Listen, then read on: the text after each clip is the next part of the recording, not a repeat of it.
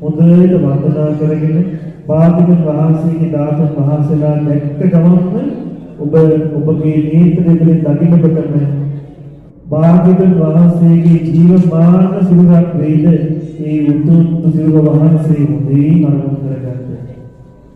යම් මහරහතන් වහන්සේලා නම් වශයෙන් සඳහන් කරලා තිබෙනවා. නම් නැතුවත් දකින්න ලැබෙනවා.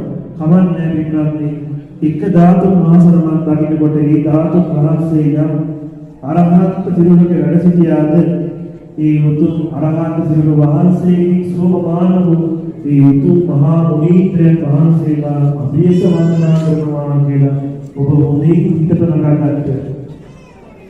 ඔබ හොඳට මානසිකාරය කරන මේ ස්වාමීන් වහන්සේලාට මම මේ කරන මෙතන උපස්ථාන කුසලයෙන් ඔබ වහන්සේලා යම් ධර්මයක් අවබෝධ කරගෙන යම් පංචඋපාදානස්කන්ධය යම් ආයතනය අවබෝධ කොට මේ දුක්ඛිත වූ සංසාරේ නිදහස් වී වදාළාද ස්වාමීන් වහන්සේ මහරහතන් වහන්සේ ඔබ වහන්සේලා යම් ධර්මයක් අවබෝධ කොට උතුම් නිවනින් සැනසුණාද මම මේ කරන වැඩුම් පිටුම් කුසලයෙන් මට උතුම් නිවනින් සැනසෙන්න මේ සියලු පුණ්‍ය ධර්මයන් හේතු වාසනා වේවා කියලා හොඳට බලව ප්‍රාර්ථනාවක් පිටවන්න.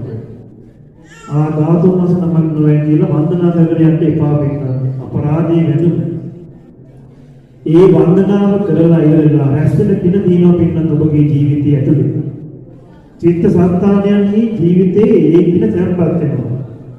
ඒ තැන්පත් වෙන පින හොඳට හරව ගන්න උතුම් කුසලයක්.